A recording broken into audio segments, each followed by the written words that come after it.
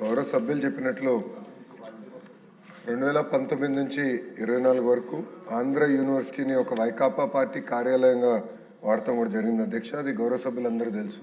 ప్రత్యేకంగా విశాఖపట్నంలో నుంచి వచ్చిన గౌరవ సభ్యులందరూ కూడా తెలిసిన విషయం అధ్యక్ష. ఒకసారి మీరు చూస్తే ఒక ఉదాహరణ అధ్యక్ష, NIRF ర్యాంకింగ్లో 2019లో ఆంధ్ర యూనివర్సిటీ 29వ ర్యాంక్లో ఉంటే 2023కి వచ్చేగల 76వ ర్యాంక్కి పడిపోయింది అధ్యక్ష.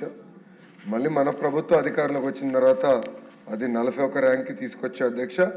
ఇప్పుడు టాప్ 10 యూనివర్సిటీస్ చేయాలనే లక్ష్యంతో ఈరోజు ఒక అద్భుతమైన వైస్ ఛాన్సలర్ కూడా నియమించి అధికారం ఇచ్చి ఆ వ్యవస్థని డ్రైవ్ చేస్తాం జరుగుతుంది అధ్యక్ష.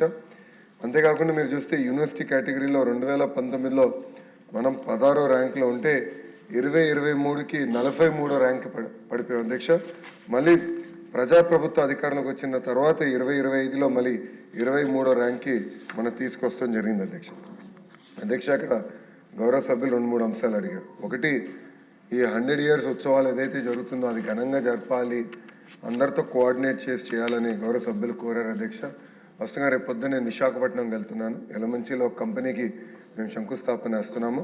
దాంట్లో భాగంగా రిటర్న్లో కూడా వైస్ ఛాన్సలర్ గారు నేను కలుస్తున్నాను. కలిసి మొత్తం ప్రోగ్రామ్ రివ్యూ చేసి గౌరవ సభ్యులు కూడా కాపీ పంపిస్తాను. మీరు కూడా మీ ఇన్పుట్ ఇస్తే మనం ఘనంగా ఈ శతాబ్ది ప్రోగ్రామ్ అనేది నిర్వహించాల్సిన బాధ్యత ఇక్కడ ఉన్న మన అందరిపైన ఉందని గౌరవ సభ్యులు తెలియజేస్తున్నారు అధ్యక్ష.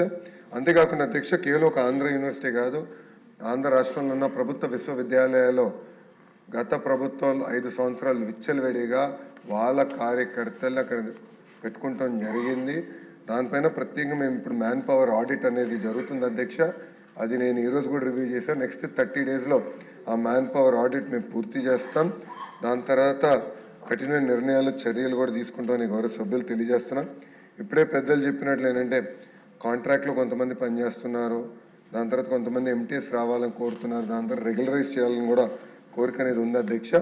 ఇక్కడ ఏంటంటే ఈ మ్యాన్ పవర్ ఆడిట్ అయిందో నాకు కరెక్ట్గా ఐడియా వస్తుంది అధ్యక్ష, ఎంతమంది ఉన్నారు, ఏ సంవత్సరంలో వాళ్ళని నియమిస్తాం జరిగింది.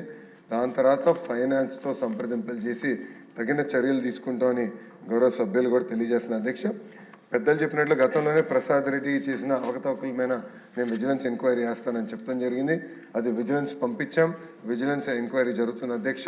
గౌరవ సభ్యుల కోరిక మేరకు ఆ రిపోర్ట్ రాబోయే 45 రోజుల్లో మళ్ళీ మేము వీల్ గెట్ దట్ రిపోర్ట్, అది నేను హౌస్లో టేబుల్ చేసి తగిన చర్యలు తీసుకుంటామని గౌరవ సభ్యులు కూడా నేను తెలియజేస్తాం జరుగుతుంది. నెక్స్ట్ క్వశ్చన్ 1185 పురపాలక శాఖ మంత్రి. అధ్యక్ష, మొదటి ప్రశ్నకు లేదండి, రెండవ ప్రశ్న ఉత్పన్నం కాదు. శ్రీనివాసులు గారు.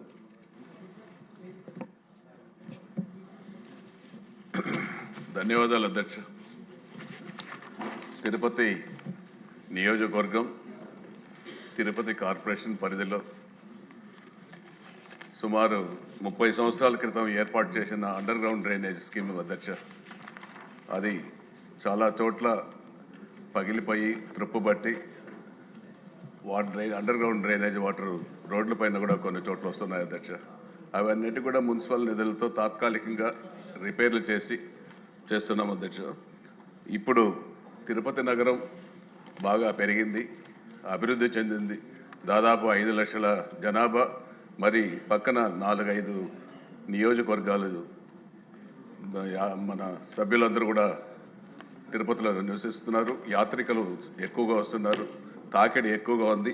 ఈ అండర్ గ్రౌండ్ డ్రైనేజీ NDA కూటమి ప్రభుత్వంలో ఉన్నాం కాబట్టి అవసరం ఉంది కాబట్టి తిరుపతిలో అమృత్ 2.0 లేదా UIDF పథకం కింద కొత్త UGD వ్యవస్థను ఏర్పాటు చేయాలని గౌరవ మంత్రివర్యులు గౌరవ ముఖ్యమంత్రి గారితో కోరుకుంటున్నాను అధ్యక్ష. అదేవిధంగా ఈ తిరుపతికి 125 కిలోమీటర్లు కొత్త లైన్లు, 60 కిలోమీటర్లు రీమోడలింగ్తో కలిపి 185 నెట్వర్క్ ఏర్పాటు చేసుకుంటే దాదాపు సుమారు 152 కోట్లతో UGD అవసరం ఉంది అధ్యక్ష. అదేవిధంగా కొత్తగా 42,000 ఇళ్ల కనెక్షన్కు 36 కోట్లు కూడా అవసరం ఉంది. మొత్తం 188 కోట్ల నిధులు అండర్ గ్రౌండ్ నిర్మాణానికి అవసరం ఉన్నాయి అధ్యక్ష. మన ప్రభుత్వం